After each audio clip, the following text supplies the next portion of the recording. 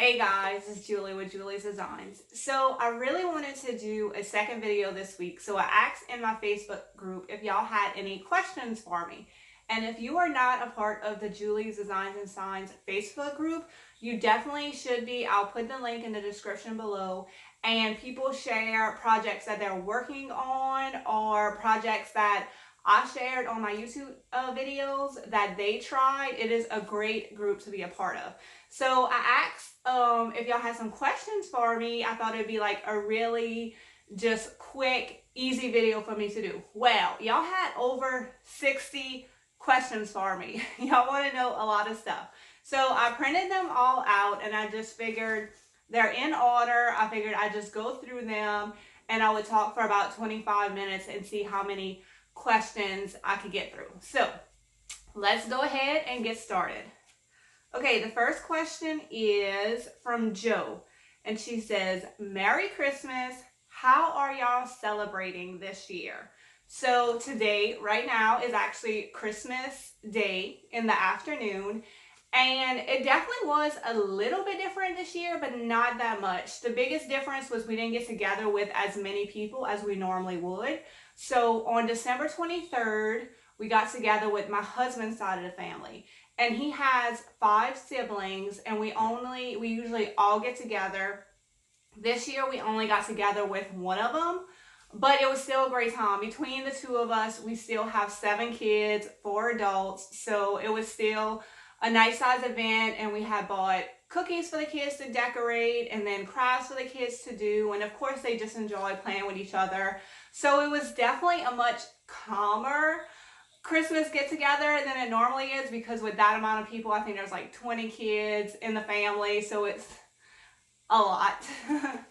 A lot of fun as well, but it's also a lot of chaos. So it was much chiller this year.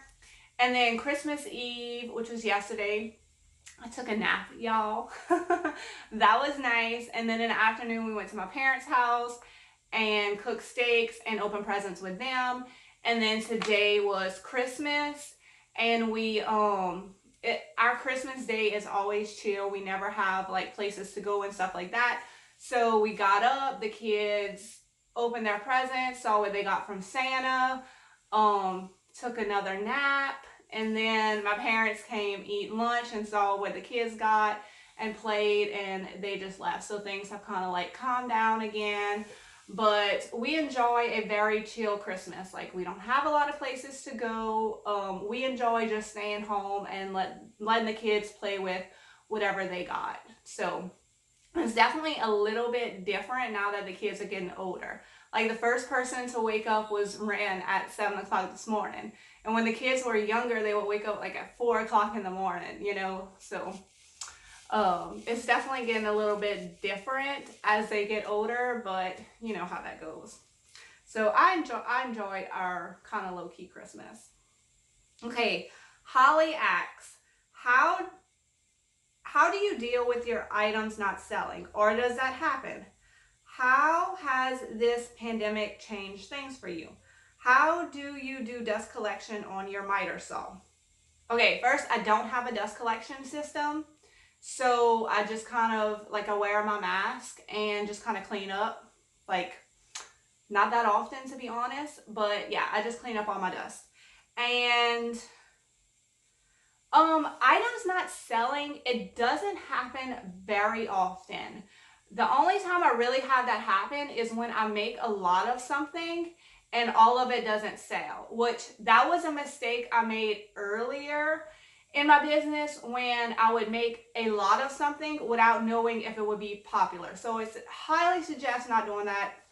What I do now is I'll make one of something and share it and kind of gauge people's interest in it to see if it's going to be something popular or not. Or you can always make one of something and then take orders.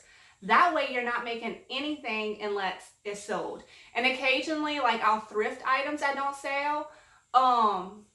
I may not like push it that much, or something that I like, so I don't really push it, and eventually I'll find a place for it in my house. So everything I thrift I love. So if it doesn't sell, a lot of times I just keep it and it's not a big deal. Or my last Facebook sale, live sale that I had, I believe it was 2 weeks ago maybe, I lowered the price on a lot of stuff. Like if I knew it was something that I did not want to keep, I was selling stuff for like $3, $6.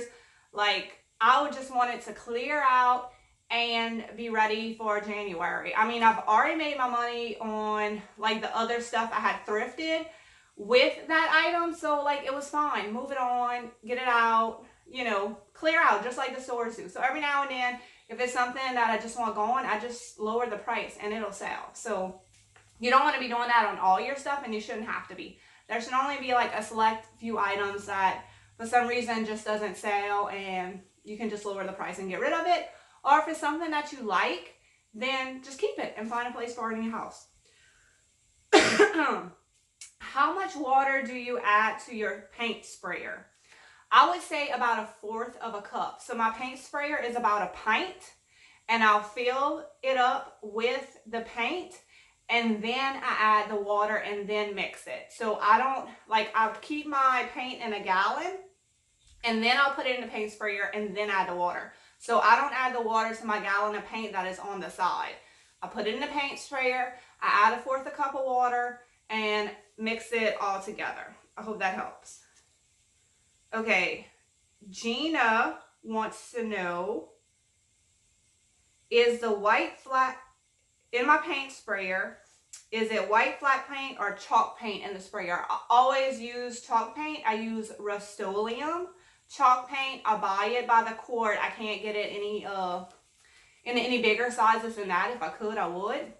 So what I do is I'll buy like a few quarts of white, and if I can get it, I'll buy some off-white, and then I'll mix it all together in my gallon, and that way all my color is the same. But lately I haven't been able to find it, so I've just been using the Rust-Oleum white and then putting like a little bit of acrylic off-white and mixing it together, because I don't like that bright white. I like more of a warm white, like what's on my walls behind me. So that is what I personally do.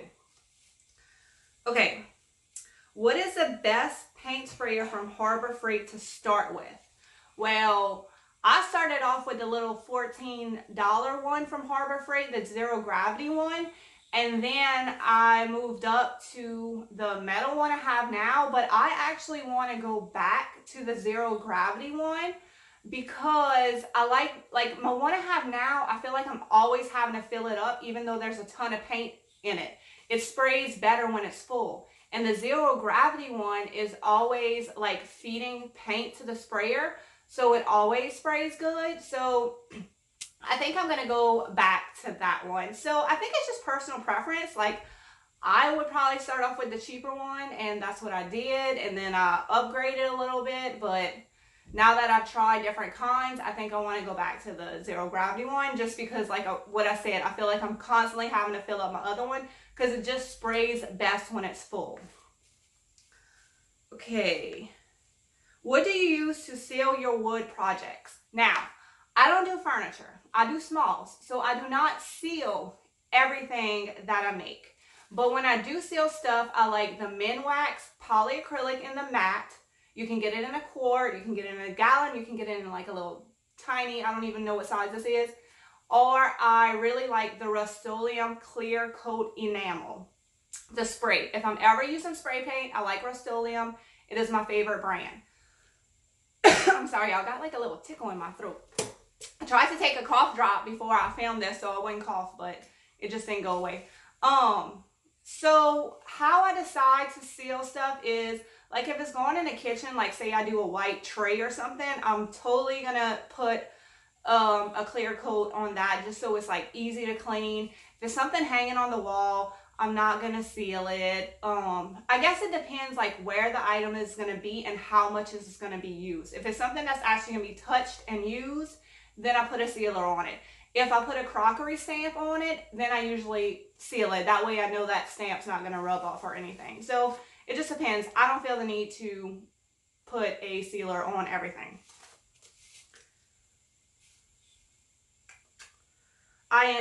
Barbara says, I enjoy your videos. Thank you. My question is, what is your best selling items? I don't know. everything sells pretty well for me. I say one of the most popular year-round items that I've done lately is the little trays with the feet on it that I did in one of my thrift to treasure videos. Those always sell. People love that. Ladders, 8-foot ladders, 6-foot ladders, little mini 2-foot ladders, like with the little spindles. Those sell well.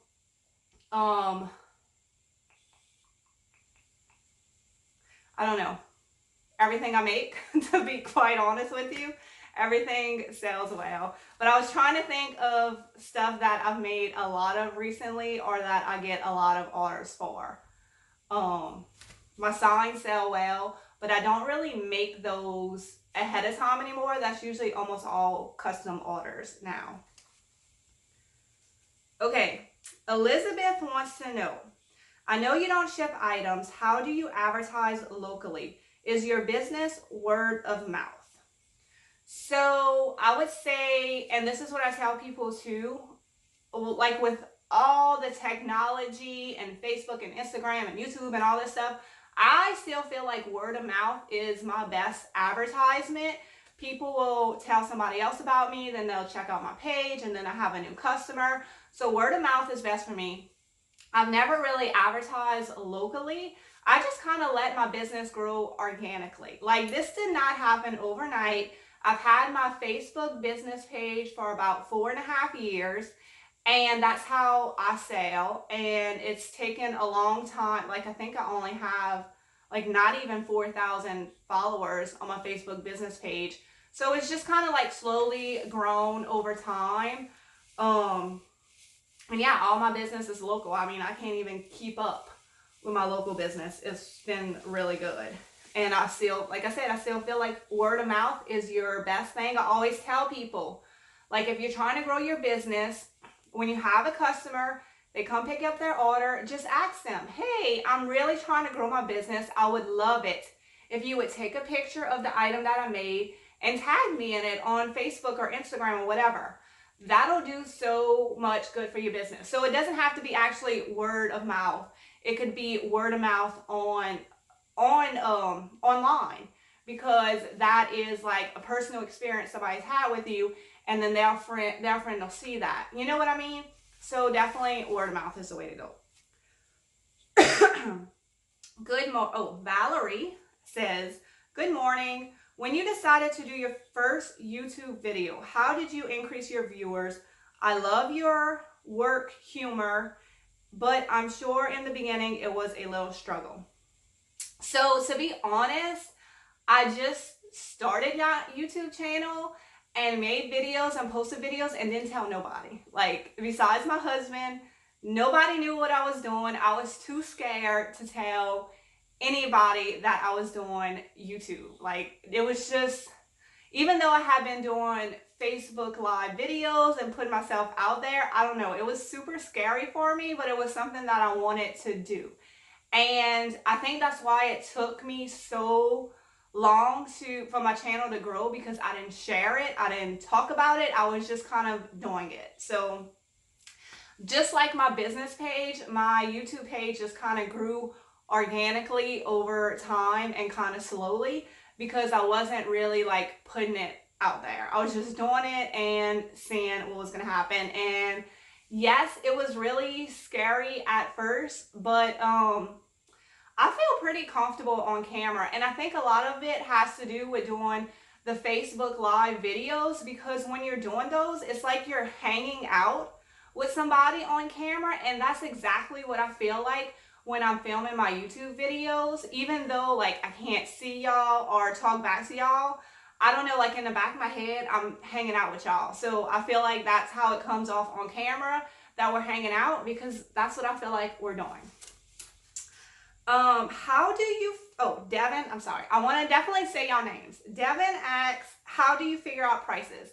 I feel like that is something I just figured out over time. I feel like I used to overprice my items, and I kind of found that sweet spot where I was still making a good profit and things were selling quickly. So you kind of want to like figure it out. If your stuff isn't selling, maybe you need to look at your prices, but you don't want to put them so low that you're not making any money. Like, I feel like if you can make, like, I like to try to make $25 an hour, that's great for me.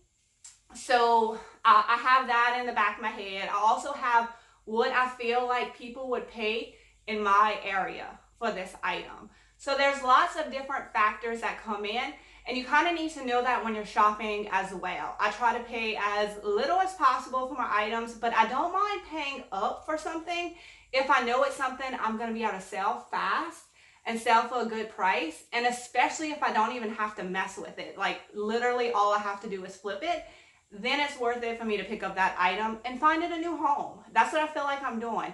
Most of my customers do not go thrift store shopping. So I am buying this amazing piece and I'm going to rehome it to somebody else. Okay, Sandy says, good morning and Merry Christmas. It would be great to know how you learned how to use all your tools. Okay, this is a question I get so much, and I don't even know if I have like a really good answer for this. So how y'all have kind of seen my shop in my videos, my dad has a shop like that. He's always like been into woodwork and carpentry work and had no problem with me going in there and playing with all his tools. So I feel like it's something I've always done. I've always been creative. My husband likes tools and he's always had them around and I've never had a problem using them. So I don't know, like occasionally if he gets a new tool, he'll show me how to use it, my husband, and I don't know, it's just something I've always been around. So I'm not afraid of them. I'm not afraid to get a new tool. I'm not afraid to try a new tool. It's just something I've always been around. Okay. Marty wants to know, which saws do you recommend for just starting out doing basic cuts? Okay, I would definitely recommend a miter saw. So that's a saw that just comes straight down. So you can just do straight cuts with that. You can turn it at 45 degrees. You can turn it at 45 degrees this way. So you can do a few different things with that. That is a really easy, I don't find that tool dangerous at all. And then also a jigsaw. Now a jigsaw does take like a little more time to get used to, but you could do a lot more cuts with that. You could do more intricate cuts. You could, you know, cut bigger boards than the miter saw. So I feel like those two tools would be a really good one to start off with, and you should be able to do a lot of crafts with that. I would say those are the two tools I use the most, but probably out of all the tools, definitely my miter saw is the one that I use the most. Okay. Erica says, how did you learn to use your power tools? Do you use any other platform to sell your items other than Facebook? How do you figure out the net profit of the items you sell? Well, I just covered the power tools. I don't use any other platforms besides Facebook. I do have YouTube, but I don't sell on YouTube, so I don't feel like that is a platform that I sell on. And I've never done Etsy or anything like that. I've never expanded off of Facebook because I can't handle it. Like, there's no more hours in the day for me to work. Like, I've already worked as many hours as I can. It's hard for me to keep up with the business I have now. So I've never had to expand and don't really plan to expand. My expansion is YouTube, where I show y'all what to do and then y'all do it yourselves instead of me trying to make all this stuff to sell. Like, I'm totally cool sharing all my ideas with y'all, and I have no problem with people copying exactly what I do. That is why I'm doing YouTube. I just want to inspire y'all to watch what I do and then go out and do it yourself. And then how do you figure out the net profit of the items you sell? I don't really think about it that much, y'all. So basically, like, I don't think you need to keep track of every single item. You just keep track of what you spent that day, and then what you sold that day. Like, it doesn't need to be broken down that much. That I think that's a waste of your time to think about it that much. You just need to think about what you're spending, what you're spending, and what you're selling, and keep track of that, and you should be good. You don't want to spend too much time in the numbers. That's boring. We're here to do this fun stuff, so don't worry about all that. Just keep track of the basics. Don't sweat the small stuff. Okay, Darla wants to know, Merry Christmas, I love your video. Question is, what is the best avenue to sell your items? I currently use Facebook Shingle. I don't know if that's a typo, because I don't know what Facebook Shingle is, but all I can tell you is what I did is I started a business page. And actually back in the day when I started, they didn't even have Facebook Marketplace. That's like a newer thing. So I've never put my stuff on Facebook Marketplace. For me, that's a place for deals. Like if I see something on Facebook Marketplace that I want to buy, I'm going to offer lower prices. You know, like it's just not the place that I want to put my stuff. Like whatever the price I say it is, that's what it is. So people come to my page to buy stuff, and that's how I market all my stuff. And then you can grow a clientele, you know, that likes your items and wants to see more of what you have, and you have repeat customers. But yeah, I mean, it doesn't happen overnight, y'all. Like it takes a while to get there, but that's what worked for me. Okay. Oh, then Holly says, what is Facebook Shingle? I've only heard of Marketplace. So I don't know. I'm not sure what Facebook Shingle is. Y'all feel free to put that in the comments, or that could be a typo. Okay. Kenny and Sherry asks, do you search out inspiration, Pinterest, Instagram, or just your own original ideas? I very rarely get on Pinterest. I don't even have Instagram, but it's happening soon. I need to get on Instagram. It's gonna happen soon. I'm gonna learn Instagram. And I rarely get on Pinterest. The only time I get on Pinterest is if I have an idea in my head that I can't verbalize, like I want to show my husband what I want to do or something, or show somebody else. I'll get on Pinterest and try to find what's in my head. But I think the best way, if you're a creative person, is to not get on Pinterest. Because I don't know if you've ever been to a craft show where there's an obvious booth where everything's off of Pinterest and then it's crickets, because nobody's looking for that. Like, they want original stuff. If they see it on something on Pinterest, they'll take a picture of it and be like, oh, I can go do that at home. So I have enough ideas in my brain that I don't need to go get on Pinterest, because I will not be able to sleep. Like, that makes my head just go crazy getting on Pinterest. So I just try to stay away from it. I do not get on there hardly ever, unless like I'm looking for something specific, or if I need like some kind of direction, then I'll get on there. Or occasionally for design, like decorating rooms, I'll also get on Pinterest just to kind of get like a clear vision of what I want. But I try to keep it all original. And I think that kind of is what sets me apart, and that's what my customers like, is they know they can come to me for something totally different. Okay, Marina says, my question is, were you always creative, handy, make things your whole life, or did you start experimenting at some point and find out that you had a talent for making things? Wondering if you were a kid who built things. I totally was. I should have asked my mom how many times I painted my room as a kid, because I was always wanting to change everything, and I was always craving that. Like, there wasn't any design shows growing up. And I remember when I was in high school, Trading Spaces came out.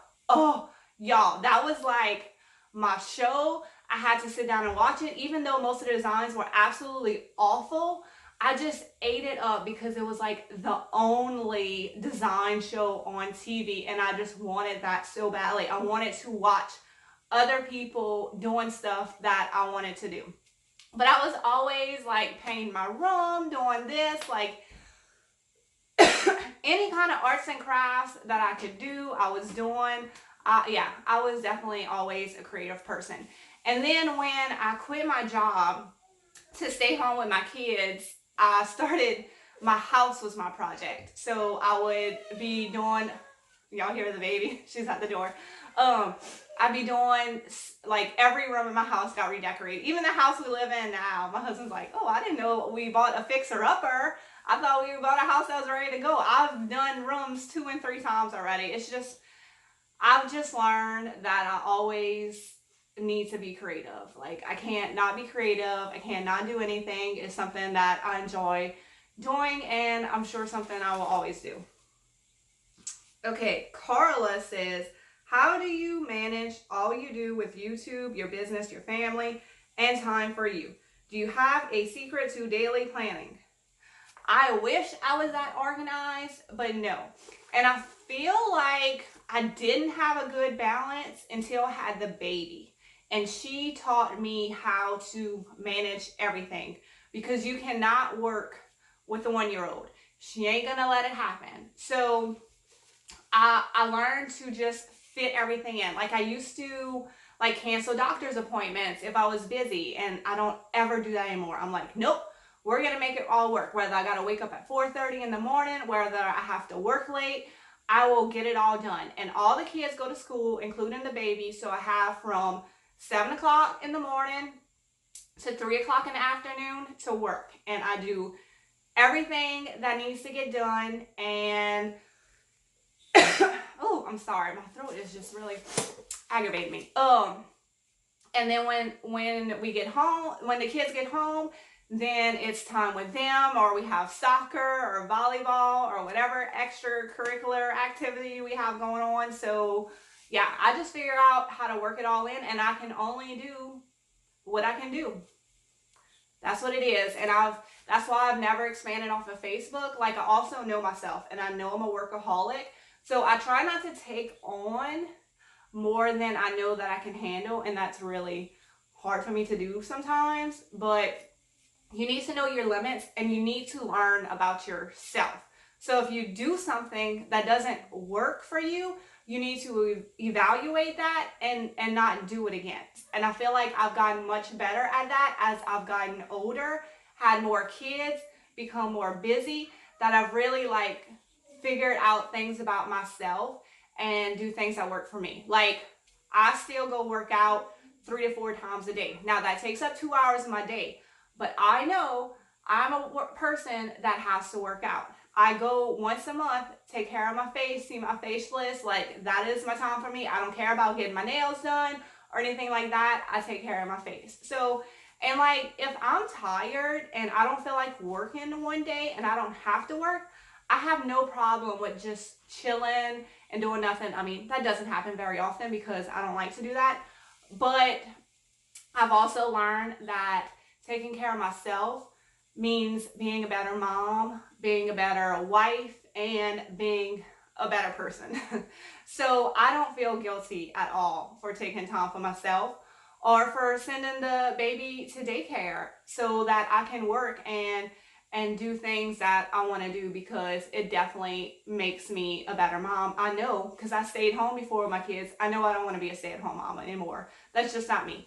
So I enjoy my time with my kids, and I make the most of my time when they're not around to do things that I want to do. Okay, that was kind of a long answer. I think this one kind of goes with the last one, but Jackie says, hey, mama 3 here, 8, 5, and 5 months. I cannot get anything done with the baby. How do you complete projects when Ren was tiny? Was she clingy? I can't seem to put this one down. So Ren didn't start going to daycare until she was, well, actually when school started in August, because we had decided to put her in February, and like 3 weeks later, quarantine happened. So yeah. But she was the perfect baby. I was able to still get a lot of stuff done with her. She was not clingy at all. She was such a good baby. So, but my other kids, especially my last son, oh my God, y'all, all that kid did was cry. So I just realized that I wasn't going to get stuff done. Like, it just wasn't going to happen. This was my life, to take care of my kids right now, and then later on, I'll be able to do stuff I want to do. So you also have to realize, at this point in your life, is this something you can do? Or is this something you need to put on a shelf for a little while and do later on when your life isn't as crazy? So you don't want to, and that's why Ren goes to daycare as well, because I didn't like feeling frustrated trying to get stuff done. Forget about working. Like, I got a house to clean, I got a lawn to take care of. Like, when she was home, I wanted to be with her. I didn't want to be trying to get stuff done, and she was always in my way. I don't like that. I didn't like being frustrated with her. So, like, we can afford to send her to daycare, but if that is not an option, at this point in your life, you just need to be taking care of your kid, and then maybe trying to do like a little bit of some creative while they're taking a nap, but not do a whole business. Like, that just might not be able to happen right now in your life. You know what I'm saying? I hope that helps. Lee asks, what items sell best for you in January, February, and March? So actually, pretty much 99% of the time, I just make year-round stuff. I don't usually do any Easter or anything like that. This past year I did, because I was supposed to do a craft show. So I did do some like Easter springy stuff. And then of course around Christmas, I do a little bit, but not a ton. So I would say most of my business is just stuff that people can put in their house year round. So, and usually in January I take off. Like, by January, I'm done. I'm ready to take a break. My house has been neglected. Like, there's stuff I want to do. So I don't work much in January. So it just depends, like, how much I want to work. If I want to work a lot, I'll make a lot of money. If I don't work a lot, I'm not going to make a lot of money. But I would just say make year-round stuff. You can't go wrong with that. Even if your sales are down because people aren't shopping, at that time of the year, you're making year-round stuff. So you just hold on to it. And when people start buying again, then they'll buy it. Okay, Christy says, good morning. Maybe this hasn't been asked and answered, but what made you decide to start a YouTube channel? That is a good question. I think it was something I had been thinking about for a while, because people have always been interested in what I was doing and asking questions, and they liked hearing my stories about my stuff. Like a natural thing for me to do next, and I was kind of starting to see where my business was going, where it was going to start taking a lot of my time and I might not be able to keep up with it, and that's definitely where it has gone to. So this is kind of like another outlet for me to be creative, to share my ideas, to do my ideas, but not have to make them in bulk and sell them. Just to get, like, y'all, I'm telling you, like, sometimes I just have to get these ideas out my brain. And so YouTube has been the best way to do that. I can just do it. I can share it. I can inspire others. And then I can move on to the next thing. That's all I want to do. Okay, Lee says, or it might be Leah, I'm not sure. How long have you been a thrifter? What was your first flip? I have no clue. I've always been a thrifter. And I remember like going to garage sales when I was younger and just absolutely loving it. I've just always loved garage sales. I've always loved thrift stores. I've always loved a good deal, like trying to see how cheap I could get stuff. It's just something that I always loved. And I don't think it will matter like how much money I have. I will always be a thrifty person. That's just a part of my personality. Delisa, I hope I'm not butchering your names, asks, what kind of work does your husband do? So, my husband is a turnaround planner. So, you know these big like chemical plants and petroleum plants and stuff like that. So, every so often they have to shut down the whole plant and do maintenance, which costs them a whole lot of money. So, he will spend, months planning this shutdown to make sure he has all the parts he needs, all the workers he needs. Like, he'll organize everything and have like a calendar and a schedule and all this stuff. So that way when this plant shuts down and the maintenance starts, like it's boom, boom, boom, boom, boom. Everything gets done as quickly as possible so the plant can get started again. So that's what he does. He has a very like stressful job getting all this done. And when he's on a turnaround, then he works 7 days a week. Like, you work nonstop until the turnaround is over. And that is what he does. Down here where we live, there's a lot of plants, and that's what most of the men do, is they work at the plants. Okay, Erica says, how do you figure out pricing? Do you include your time and materials? So I kind of touched on that.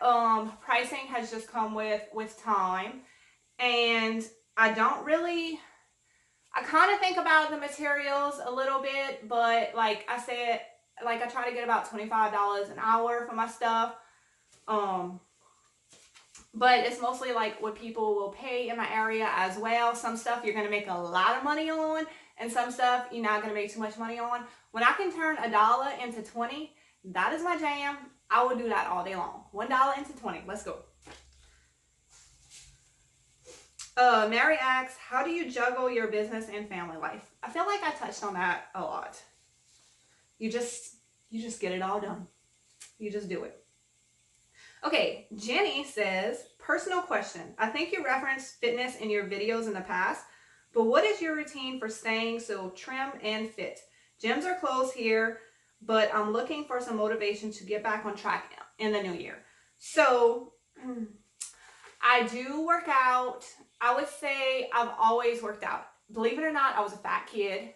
And so in high school, I started running cross country, and I've just always been a person, like at a very young age, I had to learn how to work out. Like I wasn't a person that could eat whatever I wanted and stayed skinny. Like I had to learn at a very young age that if I wanted to be skinny and stuff, that I needed to work out. And I think I've said this in my other videos, the way that I look is important to me. So that has always been important to me. And I've always figured out how to work out with all my kids and everything. It just has always been a part of my life. And at this point, it's been like 20 years that I've been working out on a daily basis. So yeah, it's just a part of my daily life. I am not the same if I don't work out. Like and it's not about losing weight. It's just about how I feel and how I look. Like and I'm one of those annoying people that enjoy working out.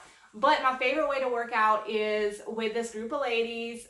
This is how, I think I've been with them for like 14 years now, since I had my oldest son. Like I started 6 weeks after he was born, and I've been working out with them ever since. We do like old-fashioned aerobics, like on the step box, and we do like HIIT workouts. So it's pretty much like 30 minutes of cardio and 30 minutes of weightlifting that we do. And I go meet up with them. My goal is to work 3 days a week. Sometimes I do 4, but we don't usually do more than that. So that's my goal, 3 to 4 times a week. And I go meet up with these ladies, and they some badass women, and we work out, and yeah, we have a good time. Okay, Tanya says, I run a small business from my home. How do you decide what to make so that it sells for you? I would say,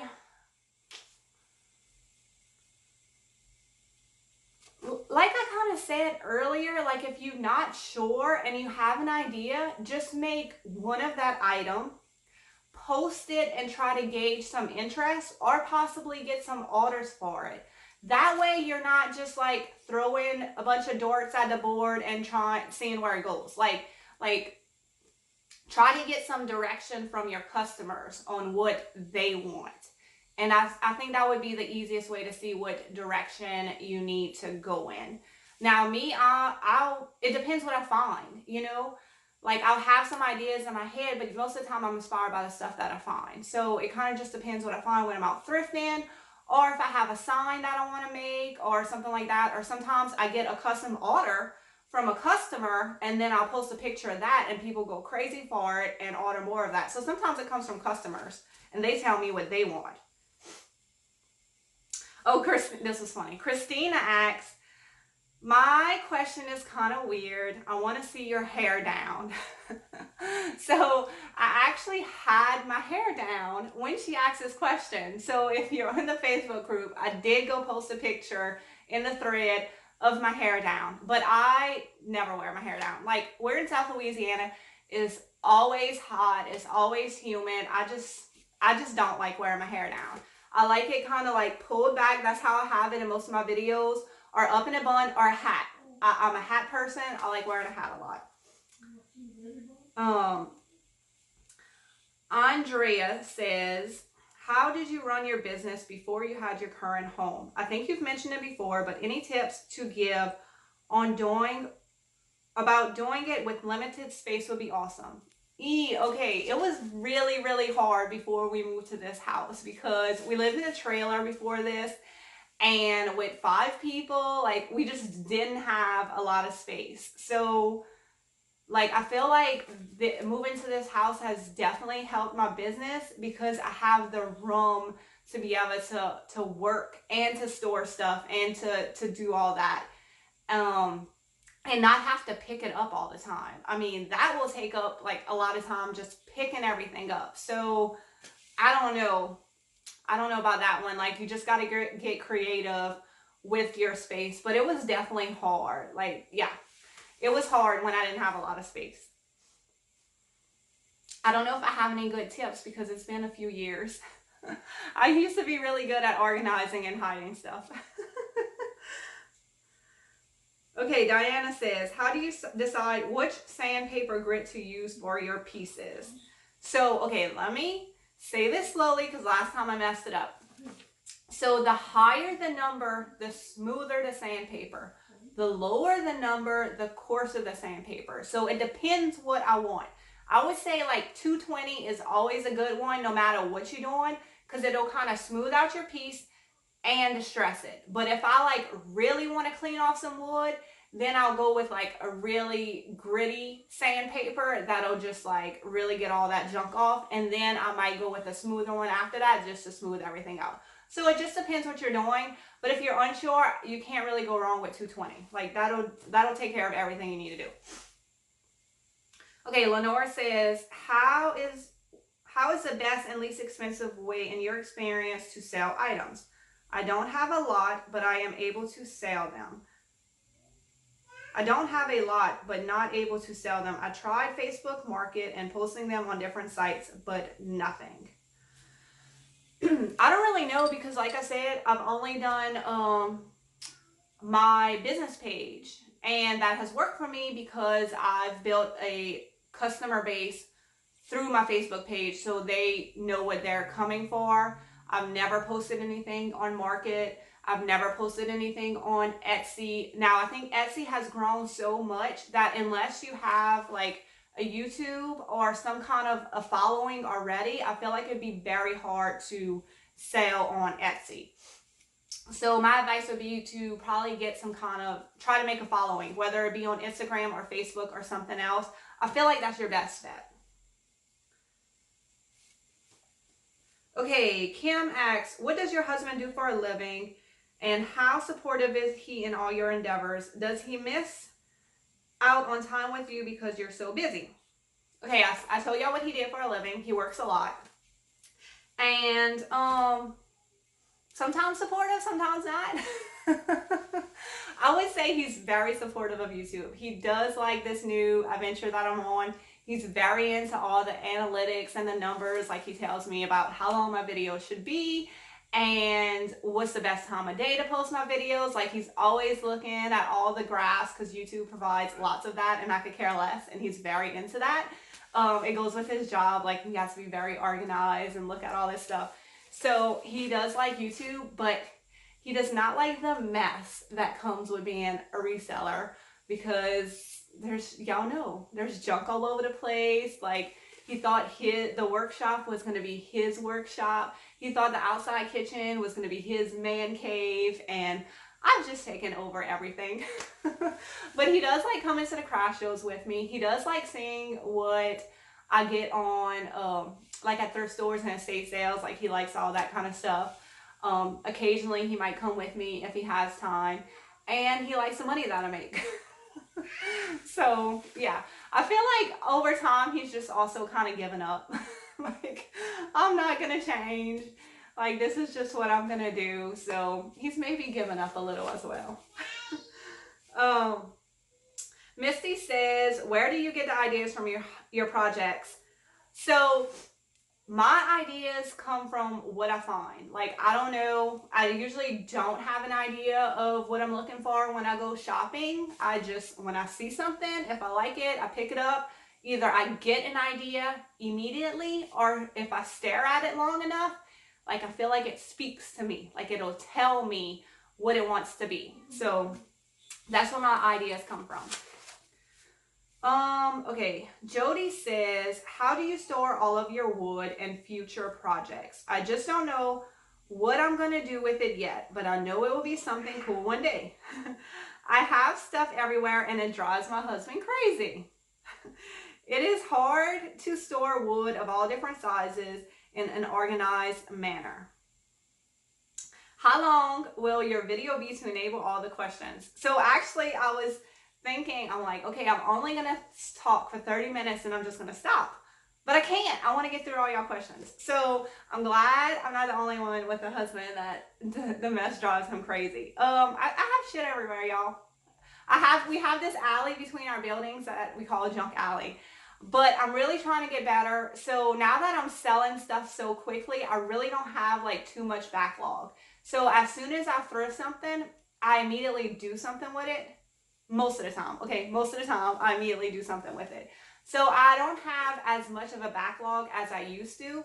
And I was trying not to shop that much anymore, but y'all love my haul videos so much that I'm gonna have to shop some more.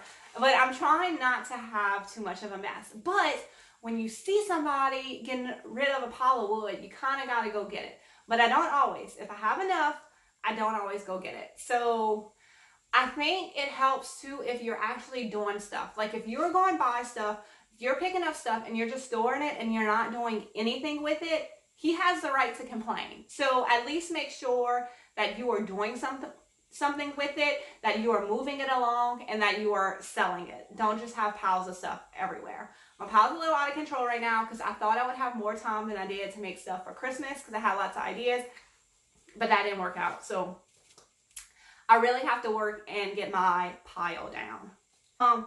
If you have room or time, do you know how many lives you impacted during this pandemic with your videos that are so informative, encouraging, and real?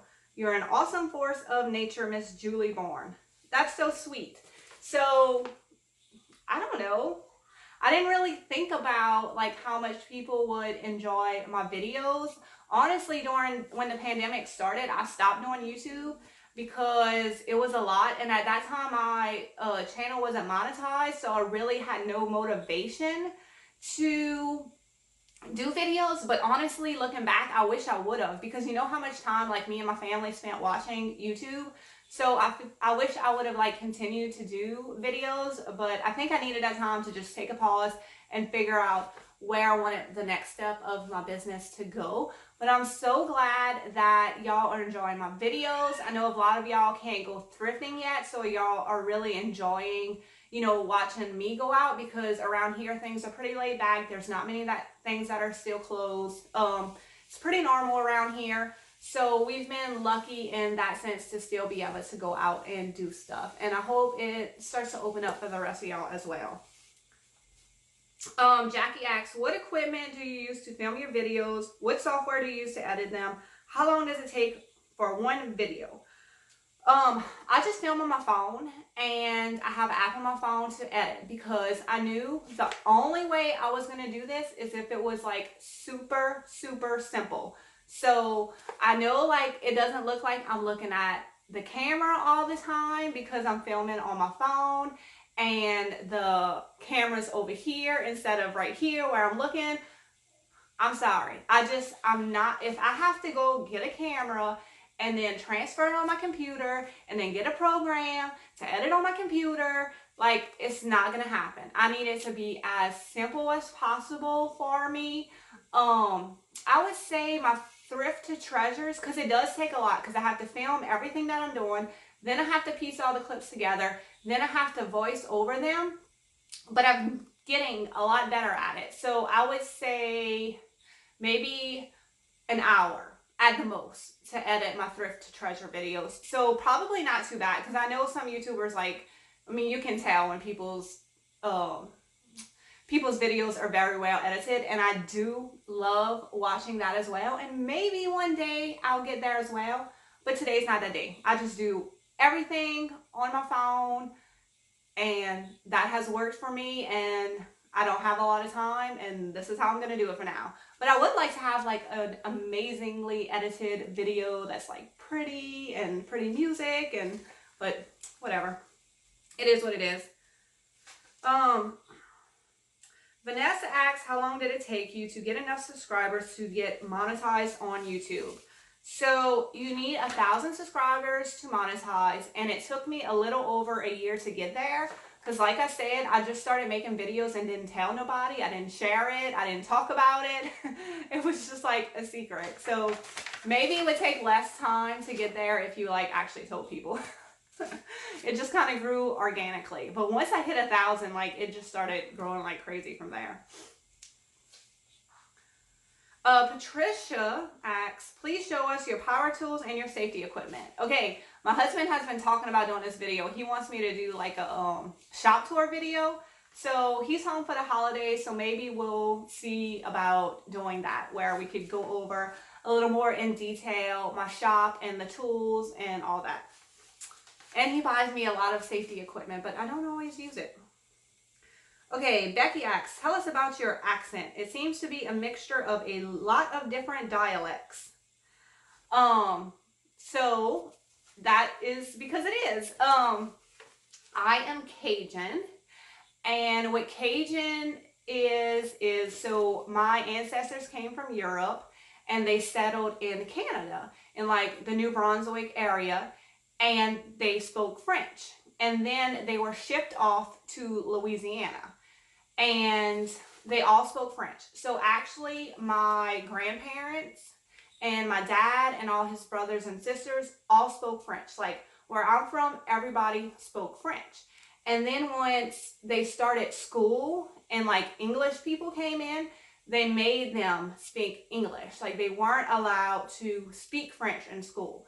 So everybody started to learn English. And now the older generation, a lot of them still speak French and don't even know a lot of English, but it's pretty much died out. Like our community is all English speaking now, but I think just that mixture and some of our words that come out our mouth are still like very French. I mean, I try to keep it under control when I'm filming, but we definitely have words that you will not hear anywhere else in the United States. So that's what it is. It's like we're a mixture of French and English and Louisiana and Southern. It's just like a lot of different things going on. So if you want more details on that, you can just Google what a Cajun is, and it'll tell you all the history of Cajuns.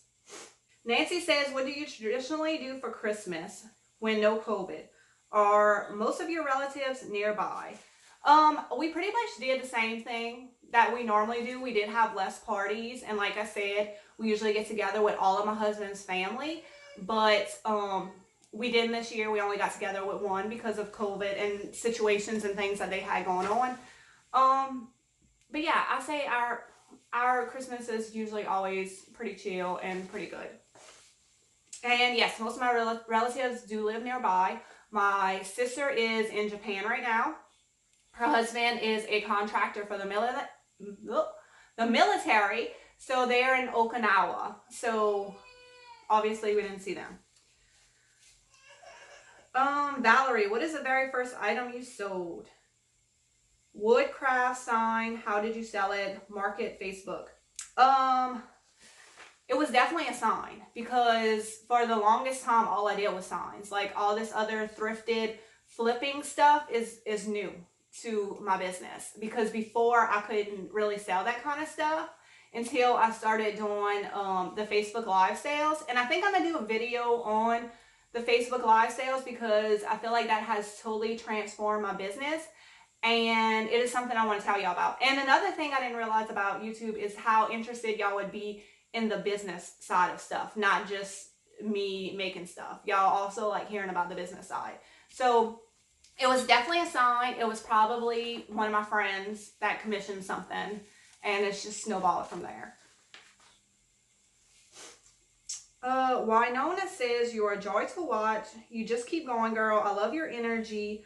I love the trash to treasure myself, but can't seem to sell in my area. Too much competition. I think if you're doing something that stands out, it probably shouldn't matter how much competition you have in the area. So maybe you just need to really like look at what you're doing and seeing if it's something unique. Like I said, if you are just Pinteresting projects, people are probably just going to walk by it. So you definitely want to try to come up with your own unique style that people are going to gravitate towards and where you'll have repeat customers.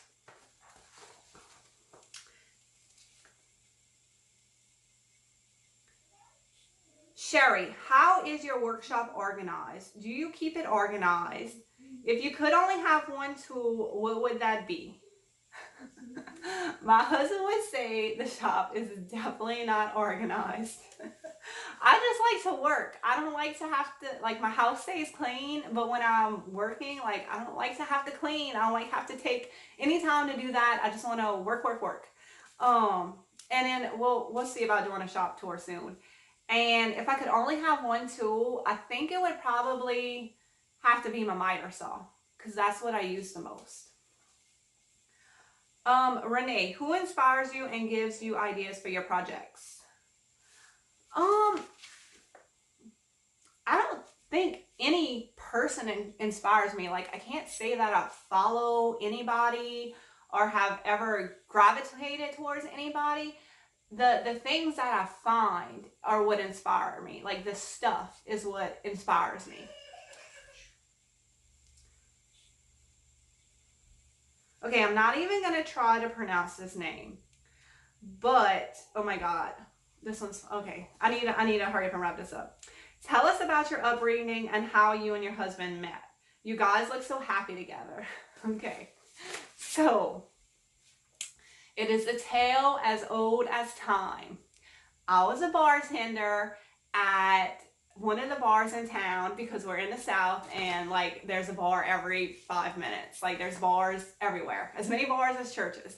And I was a bartender and he came in and I thought he was like just the cutest thing ever. So at the end of the night, he gave me his phone number. And of course, I was not going to call him. So I gave him my phone number. And he called me that night, and we've been hanging out every day since, and 9 months later, we had a baby. That is what happened. And he's actually, I'm the same age as some of his younger brothers. He's older than me. He's 7.5 years older than me. So I didn't know him growing up. Even though we lived in the same town, when he graduated high school, he moved away. So I knew his younger brothers, but I did not know him until I met him that night that we met. And yeah, that's it. We've been together ever since that night. Okay, this is the last question, guys. Stephanie, what inspires you to make beautiful creations you come up with? I have that in common with you. The older and more broken down a piece is what draws me to it, but I'm not quite sure why. I don't know either. Like, I feel like I can't describe my style because I don't know what my style is. I just know what I like and I know how to make it all work together. And I think that is the perfect way to make a beautiful home, a beautiful store, is just to find things that you truly love and make them all work together. So it doesn't matter why you're drawn to something. If you're drawn to it and you love it, that is what's important. So, wow, this video is an hour long. I was supposed to do a 30-minute video, but this is fun. I enjoy this and enjoy answering all y'all questions and hanging out with y'all. And this is my little Christmas present to y'all. So I hope y'all are having a wonderful Christmas and y'all get y'all goals in place for 2021. I feel like it's going to be a wonderful year. Thanks for watching and give this video a big